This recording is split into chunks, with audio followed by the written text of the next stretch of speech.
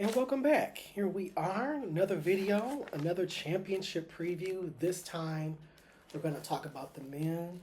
We're going to follow the same format. We'll do the track events from the shortest to the longest, and then we'll hop right into the field events.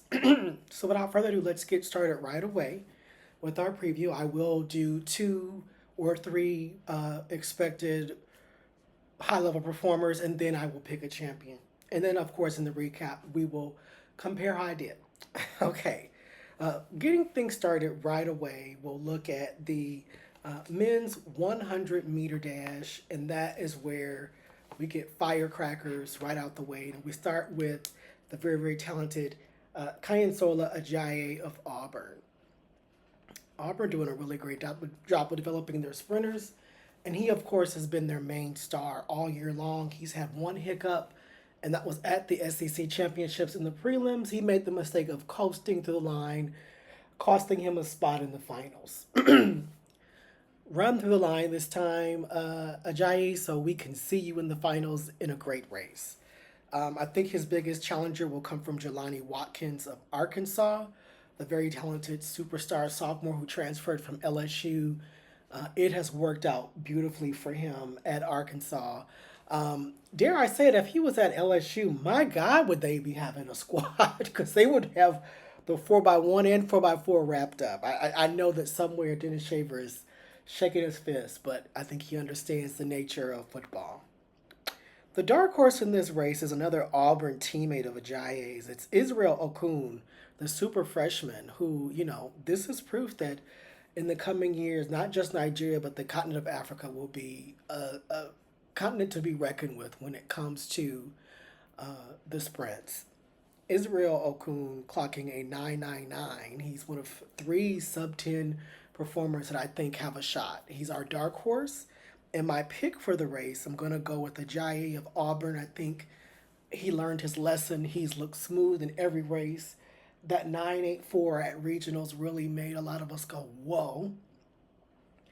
It's a Nigerian national record. It is currently the world lead still. So we'll see what happens this weekend, but I think we're in for some fireworks from him.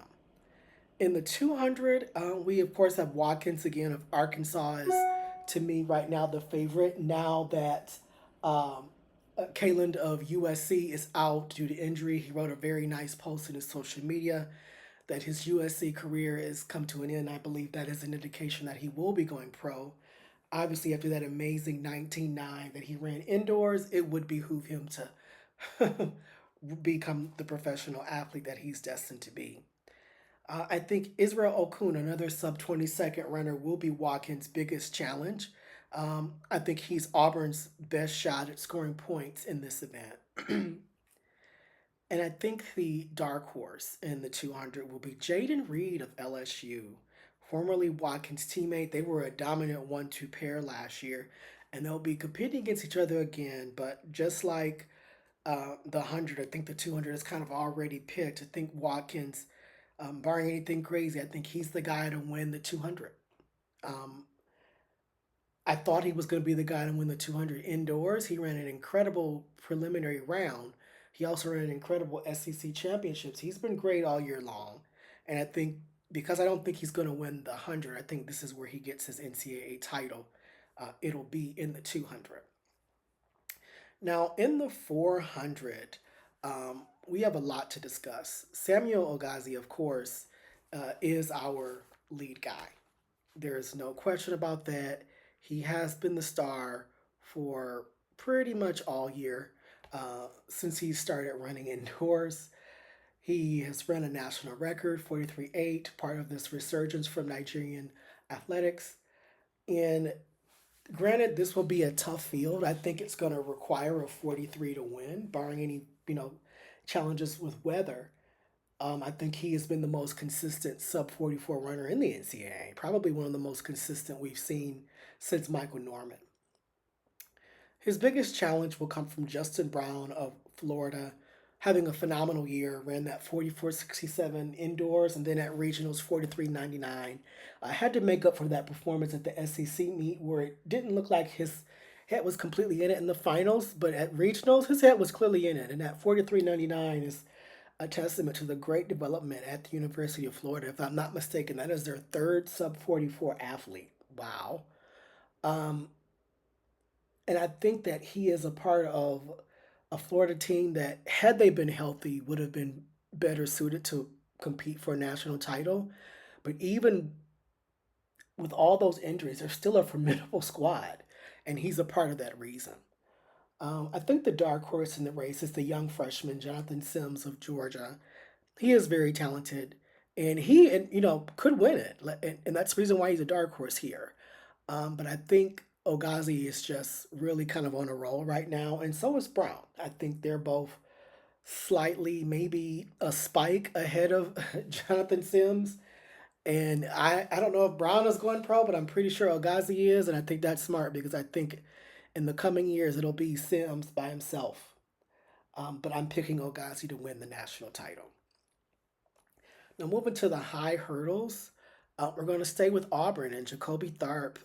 He is one of the top two entrants coming in. He's been the top guy pretty much all season until regionals. He has a 13:05 that he ran into a headwind and cruising across the line. He broke the NCAA record in the 60-meter hurdles indoors, beating the great Grant Holloway's record. And we all know that Grant Holloway's outdoor record is uh, under watch. It's under siege from this great group. The biggest competitor to Tharp is Kendrick Smallwood of Texas, who actually is the current official NCAA leader. It's hard for me to really give him the favorite over Tharp because every time they've competed against each other, Tharp has won. Every time. And they've competed against each other a lot, indoors and out. And just as recently as the SEC Championship, some of us went in thinking Smallwood and Tharp came out pretty comfortably. And then I think the biggest dark horse, because this is a really deep field, I initially was going to go with Franklin, but I'm not. I'm going to go with Malachi Snow of Texas Tech. Speed wise, I think he is the fastest hurdler, even over Tharp, who has got great speed himself. Um, I think if Malachi Snow had the technique that Tharp had, he would be the clear leader. I think he would be the world leader. I think he's the only one speed wise capable of running a 12.8. So, with that being said, Tharp is my guy who I'm going with. I learned my lesson indoors, and I don't think I'm going to shake until he's beaten. So I'm very comfortable with choosing Tharp. Now, moving to the 400 hurdles, we have a really deep field, starting with Cody Blackwood of the University of Texas. Cody beat the number one guy, Jaqueline Scott, who we'll talk about in a minute, but Cody Blackwood has a 48.26. He's a part of that 1-2 punch for Texas, which is having a great year with the hurdlers, and who will also be mentioned in when I do my hurdle video. Shout out to Texas.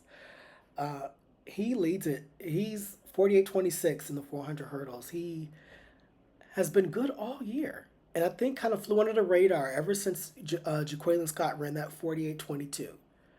And that was an impressive time because Texas A&M over the past few years has really developed some great 400 hurdlers.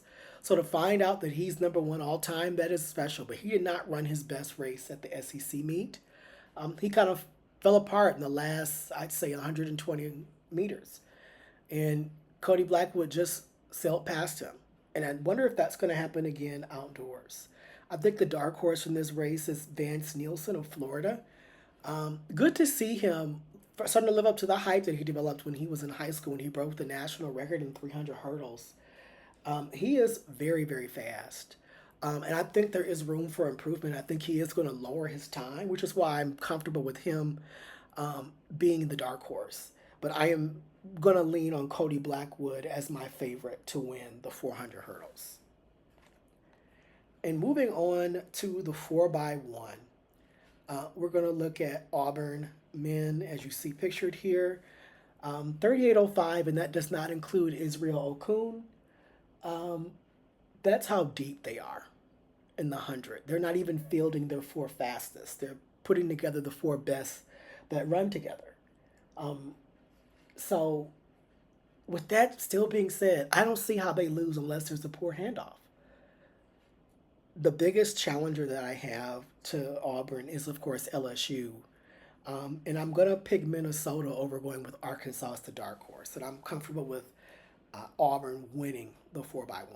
In the 4x4, LSU currently leads the nation, um, sub 259 run, 258.47. And Georgia has also been under 3 minutes. They've ran 259 at regionals. And that their time proved to me that, I was right to say what I said at the SEC meet, that I thought the LSU was going to win it regardless. And I still feel comfortable like that. I think it is going to come down between LSU and Georgia. I think Florida has a very strong 4x4. Um, Disappointed that Nicholas Spikes wasn't able to qualify because he ran an incredible time at the regional meet, 45.02. I was like, 45.02 doesn't even qualify to the national meet? That's how strong the 400 is this year, specifically out of the East region. But he'll be fresh for both the semi and the finals for the 4x4. And they're going to put together a pretty decent group, I believe, which will be far more healthy than they've been recently. So I think this will be the strongest 4x4 squad that Florida has assembled all year. So they're going to be tough to beat, but I'm really comfortable with trusting LSU and Dennis Shaver, and of course Benny Brazil, the men's sprints coach there. He was a great 400 hurdler and a great relay runner for LSU himself before going to play for the Bengals, and now here he is coaching and has been a consistent high-level developing coach throughout his career. And this is probably his best 4x4 because I think they're going to really give Florida's 4x4 national record a challenge. Um, as great as I thought that time was when I watched it be ran and my mouth dropped, and you heard me on this channel all those years ago,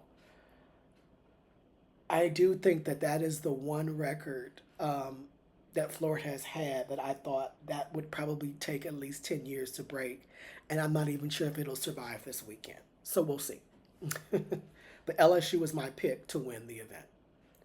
Now, moving to the distance events, we'll get started right away with the 800 because it has team title implications. And that, of course, is due to the fact that Rivaldo Marshall of Arkansas is the leader in the clubhouse and the expected winner in the 800. He is the leader nationally. Then you have Colin Salmon of Northern Arizona, along with Marshall's teammate as the dark horse, Tyrese Taylor. And I don't know if I really want to call him a dark horse because they proved to be formidable at every championship meet. They showed us indoors, they showed us outdoors at the SEC. And they might show us again this weekend because that would be a huge 18 points and part of a big catalyst as to what helps them lead the nation with their incredible depth in multiple events. This is going to be a great event, but I am going to shock you all. I'm going with Colin Solomon of Northern Arizona to win it. He was incredible indoors, and I thought he should have ran the 800 indoors. I think he's capable of running a 143 low or a 142 high. And I don't think Marshall or Taylor is. He was the only guy, I think, indoors that could have threatened them. And here he is outdoors, and I think he's going to be really hard for them to beat. Moving on to the mile or the 1500. Of course, we have a team title implications here, courtesy of Simeon Birnbaum of Oregon. He's going to be under duress a little bit. The reason for his duress is because, let's not forget, he's going to also double back and do the 5K. That's going to be incredibly tough, but he is going to attempt it. Um, he is the favorite to win the 1500, going up against Michigan star Trent McFarland, who was my pick indoors to win the men's mile. He is strong late in the race, so I'm curious to see what he does at this meet. And in the dark horse, I'm going to shock everybody. I'm going to go with Gary Martin of Virginia. I've had plenty of times to see Gary up close. He is an impressive young man. He is the super nerd, as I guess he's called online, but he's very talented miler. He's a gamer, and he represents that really strong Virginia program very, very well. But I am going to lean and go with Simeon Birnbaum as the winner of the 1500. Moving up the event into the steeplechase, you have Jeffrey Kerwa of Louisville, who was the runner up last year, competing against Nathan Mountain of Virginia. Those are the two best performers in this meet. I think Kerwa is going to be very tough to beat. He's been consistent all year. And then the guy to keep an eye on is the SEC championship, SEC champion in the 3,000 steeplechases, Collins Kiprop Kicknock of Kentucky. Yes, a Kentucky distance runner. What? Yes, he's a great steeplechase athlete. And I think that this is going to be a really great race because the top three, or the guys I just mentioned, are all capable of winning it and running great times. Kirwa is number 2 all time. So that is an event where the NCAA record is under watch. There is a great chance that it will be taken down this weekend by Jeffrey Kirwa, who is my pick. And now moving to the 5,000, Hampton Samuel, of course. Who's shocked there? Nobody, really. Hampton Samuel of New Mexico has really kind of been the long distance star for the past 2 years. Outside of that DQ indoors, he has been a consistent champion, either one or two. He's always there, and I think he's going to be here for the 5K. I'm going to end this early and say he is my pick to win the 5K. I think he will receive challenge from, of course, superstar Marco Langen of Villanova, who I enjoy watching in person.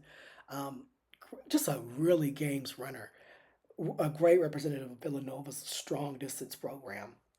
And then, of course, you have the guy that really can't be labeled a dark horse because he's a defending champion and the last person to beat Hampton Samuel. That's Brian Musau of Oklahoma State, who's not been having the outdoor season that we kind of expect. It's really been Hampton.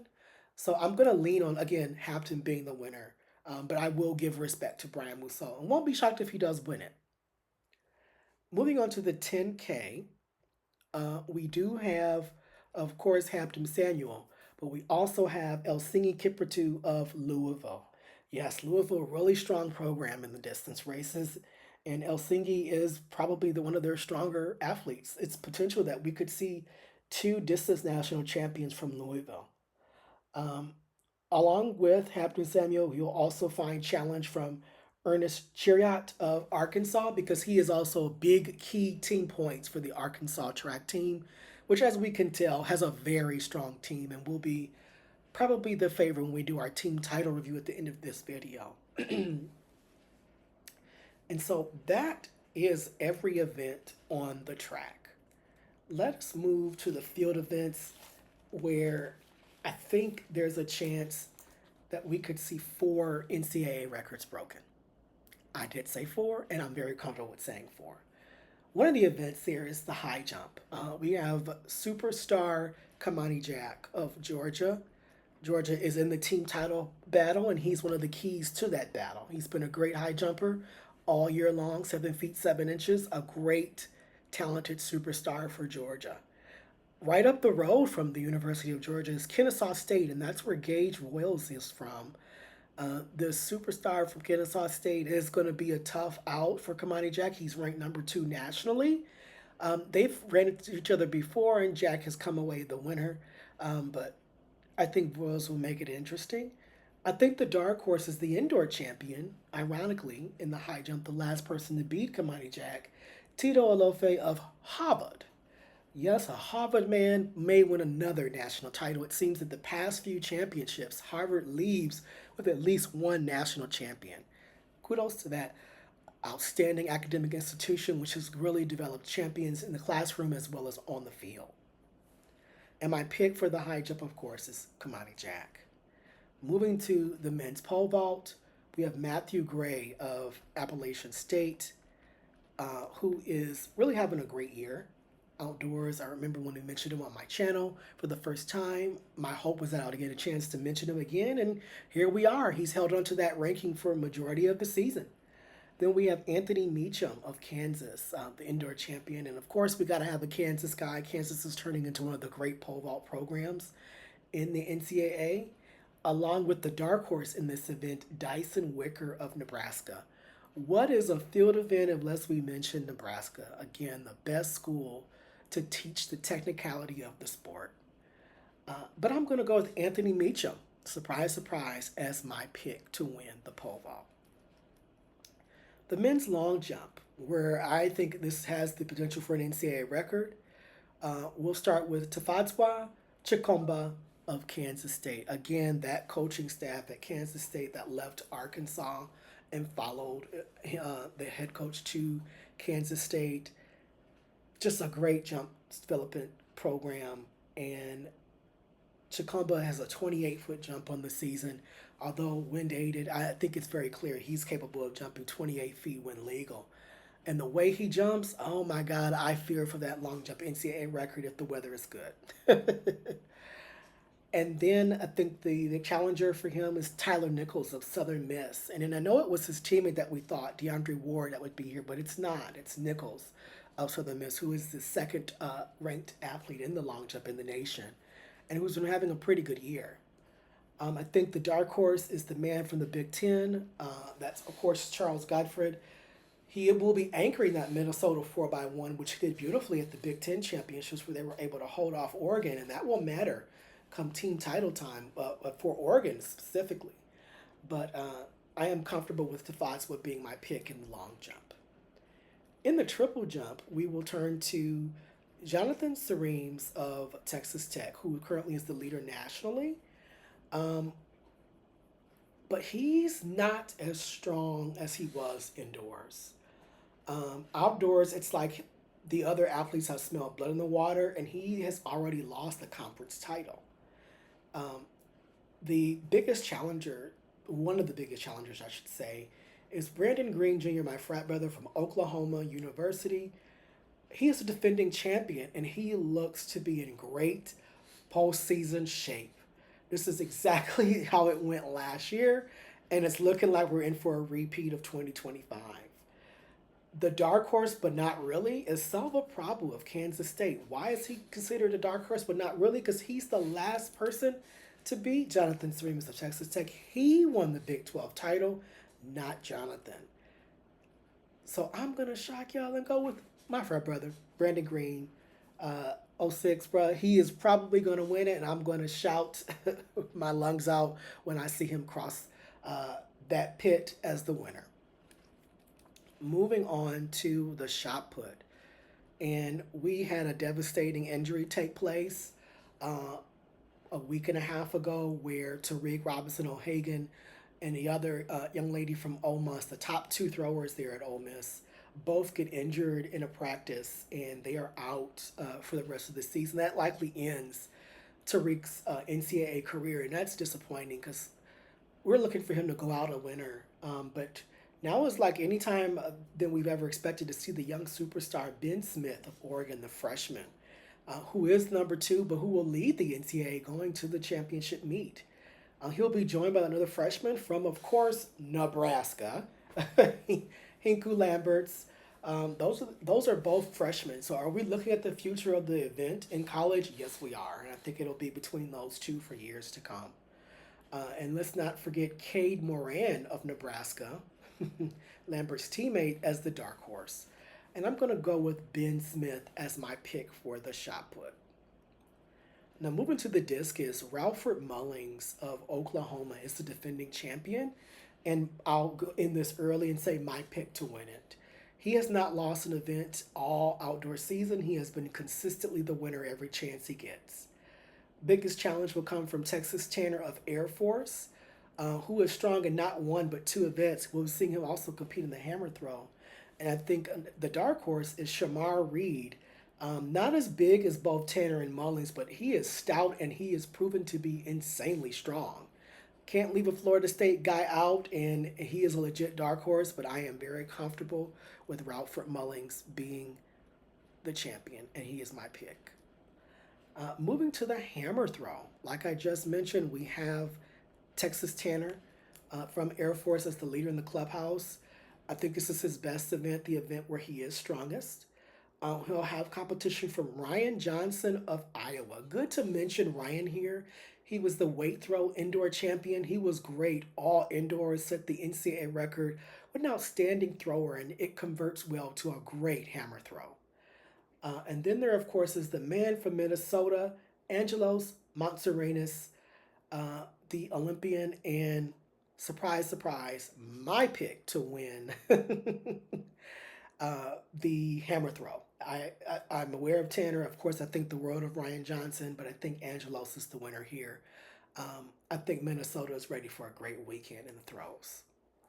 Moving on to the javelin, we have Chinchiram Prosper Namdi of Texas A&M, the former champion from Baylor. And then we have the defending champion, Jordan Davis of Georgia. So two champions in this event, but I'm leaning towards one pretty heavily. And that's because he is the SEC champion who beat Jordan Davis. That's Chinchirim Prosper Namdi, who was my pick. And I think the dark horse will be Keyshawn Stockton of course, Nebraska. And as you can see, Nebraska will have an opportunity to score a boatload of really high points in their field events. And they're going to be a team, I think, that possibly walks away with a team plaque at the end of the meet. Moving on to our last individual event, we have the decathlon. Of course, one of the best events all weekend. And this is kind of an open event since we do not have Peyton Bear competing. I believe Peyton is injured, and that's disappointing because he had an impressive indoor season in the indoor heptathlon for men, and I thought it would translate well to an outdoor decathlon. But instead, we have Jip DeGrief of Illinois, of course, being coached by Petros. And we also have Joshua Mooney of Connecticut, who is kind of the dark horse in a weird way because he's been plugging along as the guy um, most consistent. We can't forget the Big Ten champion, so I'm not going to say he's a dark horse. He's here. He's DeGrief's teammate, Luke Pelkmans of Illinois. So Illinois with a chance to go 1-2, 2-3, or 1-3. But I am going to go with Jip DeGrief to win the NCAA title in the decathlon. I think he is best suited to win it. And then now let's turn to the team title battle, and that's where it gets even more interesting. I think the three teams in contention are Arkansas, Oregon, and Texas A&M. I know I mentioned Georgia. I think Georgia, Nebraska, and Florida are on the outside looking in as to who will be the third place team. I think it is between Arkansas, Oregon, and Texas A&M. With my pick right now, I'm most comfortable with Arkansas.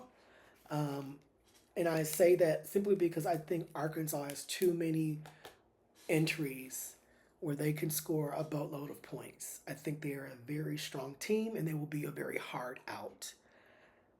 And that is who my pick is.